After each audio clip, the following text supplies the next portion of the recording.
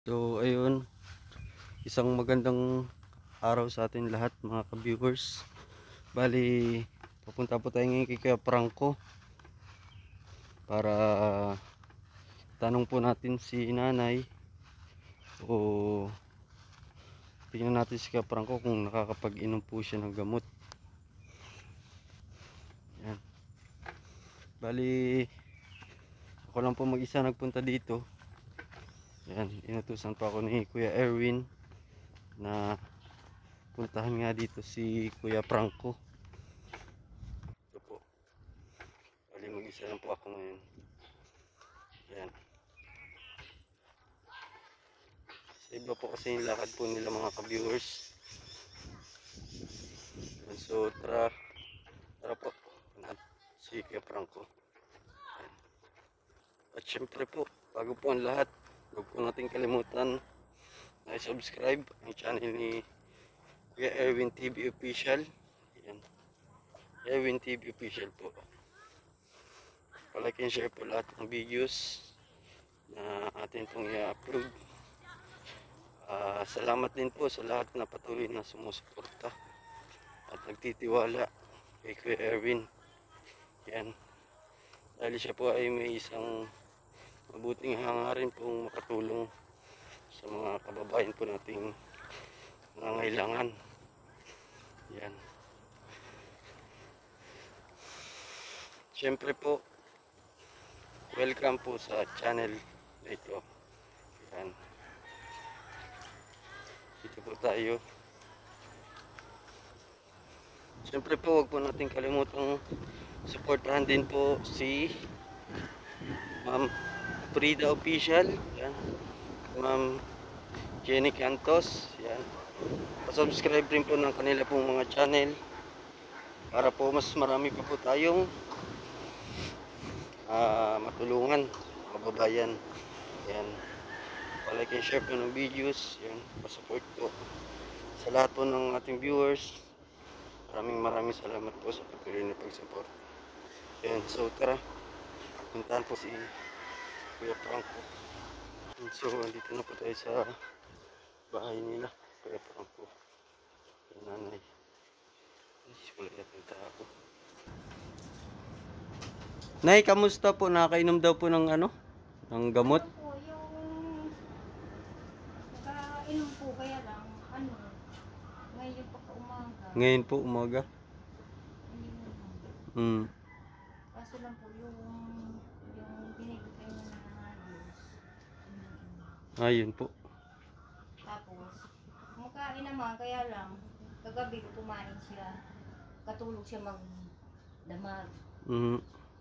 Tapos pagka-umaga ganyan po, binigyan ko ng pagkain. Kumain po. Hindi naman po kumain. Ayaw niya po. May oras po siyang kumakain. May oras pong ayaw. Oo. Si Oras na ayaw, may oras na gusto.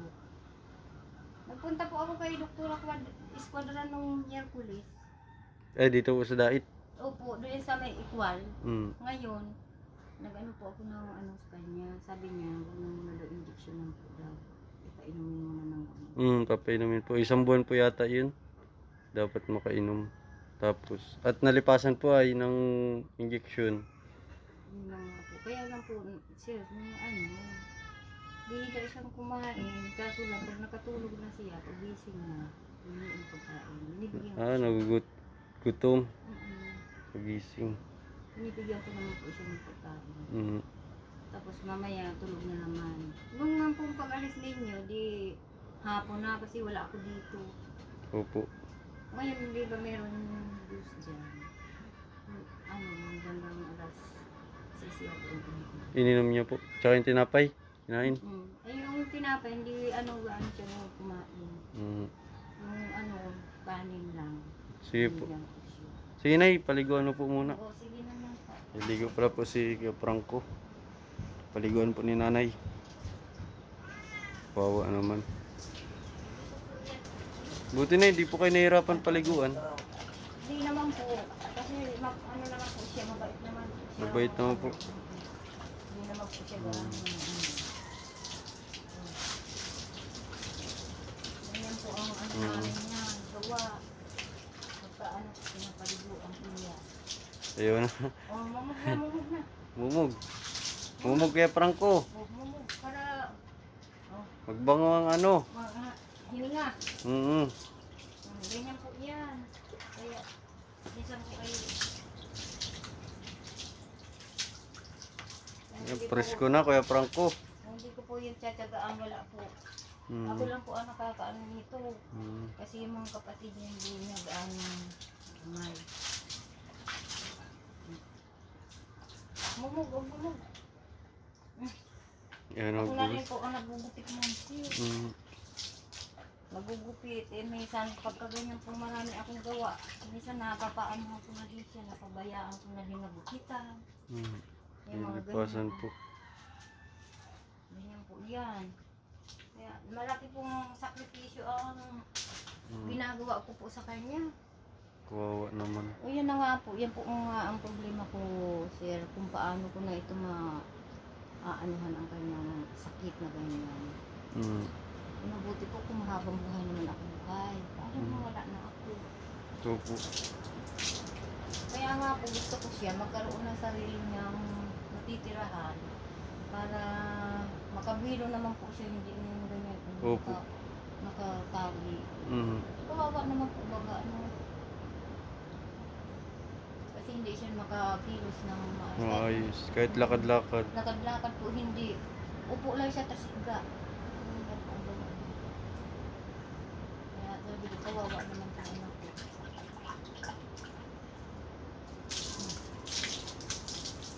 Kawawa naman po si Binigyan ko Kuya na siya Franco. ni Tour Squadron nung parang pang ano po yan sa gamot na halimbawa yung nagbabayolente po. Pampakalma po. Hindi po yung sa gamot daw yun na parang nag-ano ba guys siya? Tawag dito yung parang labanan yung ano ng ano. Yung pagiging ano po, yung pag hysterical. Opo. Okay, Franco, kamusta? Musta daw? Presko na? Kaligo na eh. Nililibuan ko po yan. Wala na magpaligo. Hindi ako. Ginugupitan ko siya. Minsan hindi ko na nga nagugupitan niya. Ngayon pong umaga kumain? Hindi po. Hindi pa po. Ngayon pa nga ang almusal niya. Hindi niya kumain. Pero ininom po yung gamot? Ngayong umaga? Hindi po kasi mahirap po kainin yan eh. Ayop. Kung hindi po yung ano sa Halo. Halo po sa pagkain. kaya minsan nahihirapan din po ako yung magpaano. Opo. Mahirap po kasi yung Okay, Franco. yung nail cutter mo mo. Pagaling ka na. Malaro tayong basketball. Malayas tayo. Kawawa naman po mga ka-viewers. Oh. Po? Yan po ang problema ko dyan. Mm. Eh, hanapin mo nga yung kunting na matalas. dun Sarap sa- maligo? Galo, ay sa mga kunting sa... Kaya Franco? Ay, dumas sa Hindi. mga galon. Ay, sa mga galon.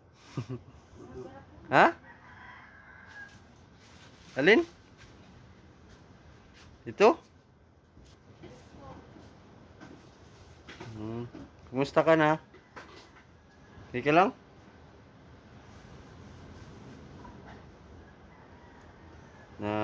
Salita po siya mga ka-viewers, pero konti lang. Isa-isa.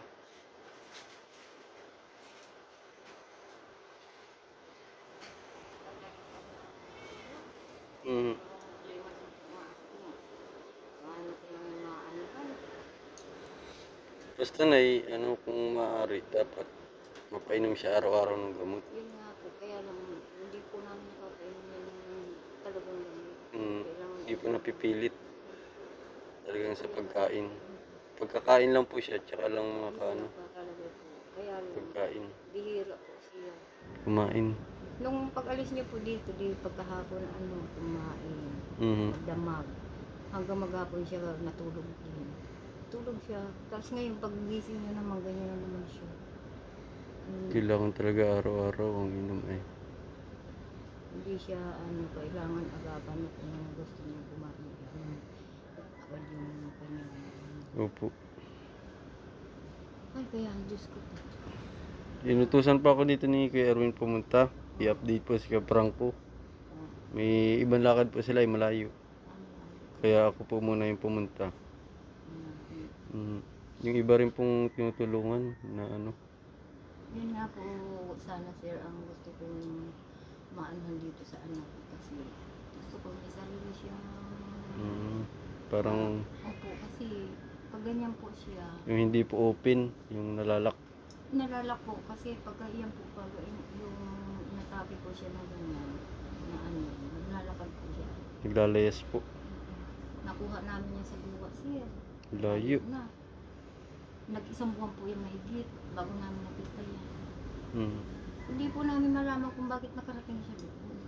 Baka kako naman sinakay ng ibang tao. Doon lang Iniwan. Yun po. Kasi dati-dati po, pag naalis yan dito, umaga, bumabalik po yan ng hapon. Balik-balik po yan.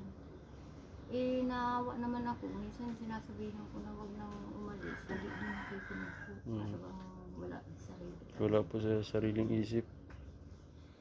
Kaya yun po, yung pinoproblema ko dyan kung paano ko maanahin itong ano. Sige po.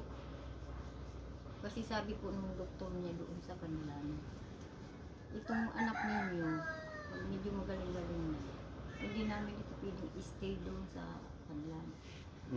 Kasi po, marami na doon yung mga ganyan. Kailangan po kasi yung ganyan, ano ba, akita pong may improvement. Dapat po tuloy-tuloy pa din yung kahit akala mo okay na. Yun po. Bumabalik po kasi. Opo, kaya lang po, minsan nung medyo okay na po siya, siyempre po, pinapainom namin ng gamot. Akala namin, iniinom niya. Hindi po. po. Alam niyo, nakita namin, inilagay na sa bibig. Yung pala Eh, po, wait na po yung tinatapon. kaya hindi siya Saka isa pa po din, nalilipasin din po talaga siya ng gamot dahil siyempre po, wala naman po kami ibang hanap. Maliit na tindahan po ng inaasahan. Mahal pa naman po yung gamot. Opo, yung gamot niya. Minsan po umaano ako na, minsan 10 piraso lang na yung pampatulog. Tapos yung akinitong po, yung parang pampaan pala yung sir yung akinitong. Para bang pandipinsa daw yun sa yung bagay yung gamot paglalabanan yung mahal din po yun. Injection pa po, mahal din yan. Eh buwan-buwan po ng ganun. Eh wala po akong sapat na panggastos sa kanya. So, Eh, ito lang pong maliit na tindahan ni po, nanay. hindi naman po kami kumikita ng malaki dyan dahil siyempre maliit lang naman. Kaya kasino lang naman po, mga chichirya, mga candy. Wala din naman po. Itong anak ko din na isa, wala naman pong trabaho yan. Dito lang naman. Kasama ko. Opo.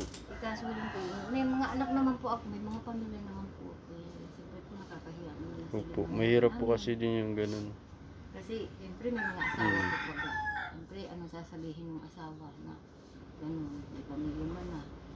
Kung bigyan ako nila, salamat. Kung hindi, salamat din. Kaya nagsisikap na lang po ako na maanan din ito. Matutukan po. Ano po. Eh kahit di ganyan po ay sabi nila, Kawa naman bakit si daw nanay. tinatyagaan po? Ay sabi ko hindi ko kayang pabayaan. Anak mo po yan eh, hindi po Opo. pwedeng ano yan. Kasi po yung iba daw, pinababayaan na nila yan dyan. Sa ano, ay ako hindi ko kaya. Kasi yung iba daw na naglalayas po dyan, yung marami po bagay dyan sa Opo. dait na marami ng mga ganyan. Parang inabandonan na ng magulang, hindi na nila iniintindi. Kaya ako hindi. Kahit ano man mangyari Tao kako, naman yan, hindi opo. naman yan Yung tuta hayop na hayop nga po pag nawawala ay hinahanap. hinahanap. Iyan pa pong tao, sabi ko, ako kako, hindi bali akong mahirapan basta naandyan lang yung anak ko. Sasakritasyon ko siya habang nabubuhay pa siya. Yan po ang ano ko sa kanya. Kaya nasabihan ko rin po siya na magpagaling siya. Kaya swerte pa rin si Kuya Franco sa magulang. Ay, ito. Kasi po yung iba dyan na nag-ano ay hindi na nila iniintindi. Yung mga anak po nila. Hindi na po nila iniintindi yan. Ay ako po hindi ko kaya. Pag magulang, talagang habang buhay, magulang ka. Opo. Hindi Lahat pwedeng- po sila, inaintindi ko kahit may mga pamilya na sila kasi. Wala naman po ibang mag-aano sa kanila. Opo. Hindi magulang. Yun lang po ang pinoproblema kong grabe. Talagang, yung pasanin ko po ng musti. Ang magulang po talaga habang buhay ang sakripisyo sa anak. Ay, opo. Hindi po pagsasawaan nila. Kahit na ano pong mangyari. Sabi nila bakit hindi daw ako nahihiya. Ay, hindi ko kako ikahihiya yung anak ko. Kaya kahiya ko sa mahal na Diyos kung pabayaan ko siya. Mahihiya ako sa Naiiyak Diyos. si nanay mga ka-viewers. Kawawa naman si nanay. Kaya ilan po ang iniisip niya dyan. Paano kung ako po mawala? Yung mag-aasikas. Pero pagsisikapan po yan, gagawin po yan ng paraan ni Kuya Erwin. Yung mga, halimbawa sa gamot, sa injection, Opo. gagawin po niya yan ng paraan. Yun po ang doktor niya, si Dr. Espadril. Opo. Dahil nung Miyerkules po pumunta ako doon, akala ko nga wala siya. Kasi sabi ni Sir Erwin, andoon daw sa Central Plaza ba yun? Opo, Central. Ay ano po? Sa Medical Plaza. Medical Plaza. Sa may harap po ng provincial. Ngayon po, sabi ni Doktora, ngayon na January, doon na po daw siya sa Lagon. Sa may fire station daw. Yung sa may Central Plaza po daw doon. Opo.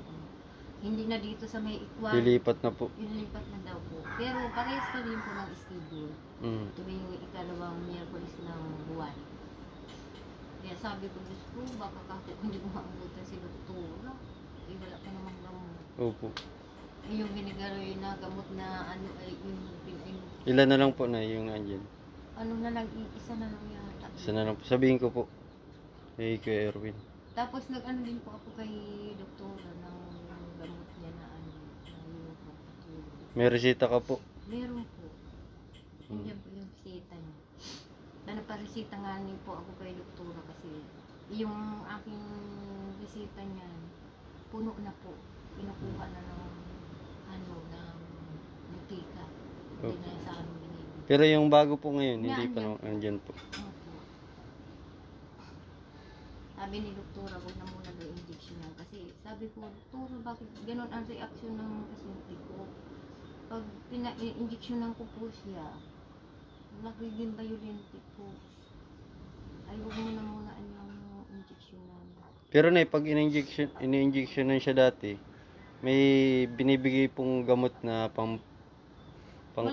pampakontra sa ano, Hindi ko po yung siya napapainom na ganon. ay hindi, yung ano ba po ang tawag dito, yung Yung, contra side effect. Opo, hindi ko napainom po siya kanino. Ngayon na lang. Ngayon na lang po. Inano ko si Doktora. Kasi, kagaya nga po sinasabi ko sa inyo na ako, kulang nga po ako ng budget para sa pagbili ng gamot. Opo. Kaya ang nabibili ko lang po sa kanya pang patulog, tapos yung check. Opo. Minsan po nalilipasan din. Kasi po, siyempre, Nalagpas po sa date nung ano, dapat na schedule niya. minsan po kasi, siyempre, uunahin din namin po ang pagkain namin, pagkain na.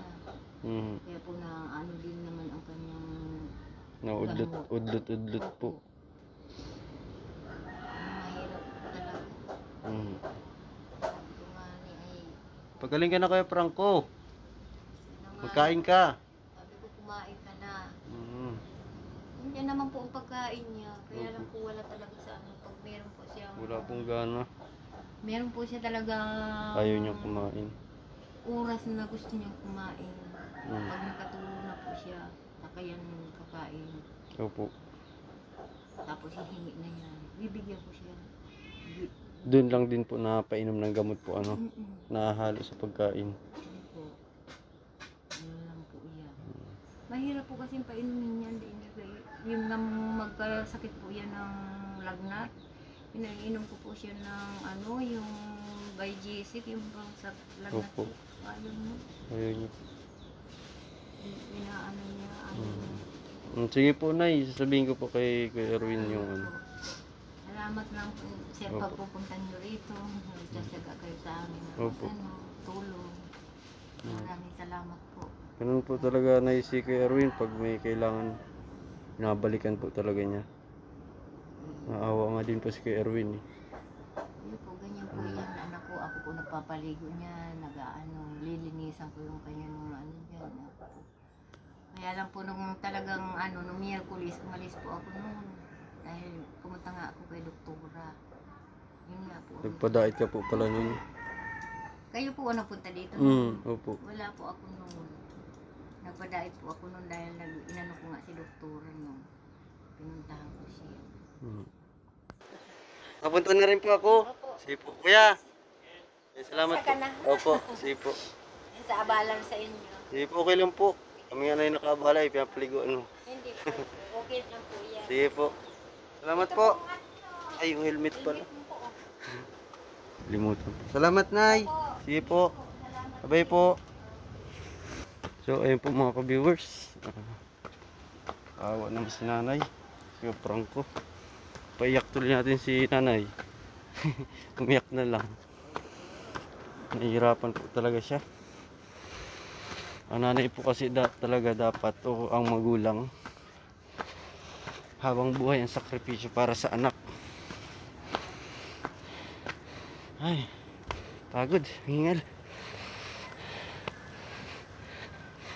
Kita po natin kalagayan po nila nanay na sa isang maliit na tindahan lang sila umaasa